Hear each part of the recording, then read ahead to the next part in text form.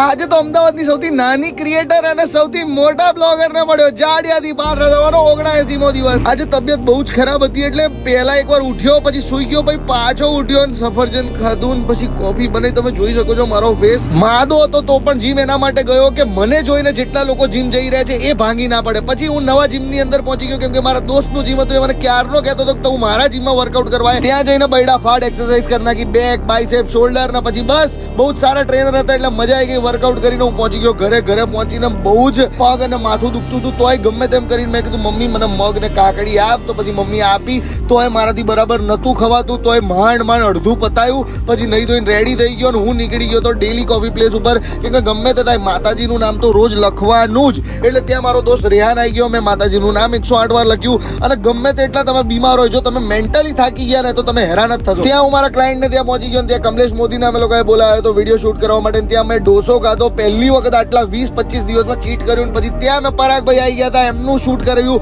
અને ત્યાં રીવા જેના પોતાના હમણાં 1 લાખ ફોલોઅર્સ કમ્પ્લીટ થયા છે, એની જોડે બહુ બધી વાતો કરી. અને હું નીકળી ગયો મારી એક ફ્રેન્ડ ને મળવાને. એને આ ચીઝ વાળી પેરી ફ્રાઈઝ મંગાવી હતી. અને તો ચેવા ઝાડા થશે. અને પછી હું ત્યાંથી નીકળી ગયો તો મારા નિકુંજભાઈ ના મિત્રને આઈફોન લેવો હતો, તેમને આઈફોન અપાવ્યો. પછી ત્યાંથી વિકાસભાઈ મારા માટે ચાઇનાથી ભાઈ બ્રેસલેટ લાયા હતા. કેવું લાગે છે કમેન્ટ કરજો. ઘરે પહોંચીને મસ્ત રાજમા ખાધા, મિક્સ વેજીટેબલ સેલેડ ખાધું. આ જ રીતે દિવસ બતાવ્યો. તમે ફોલો કરો લે.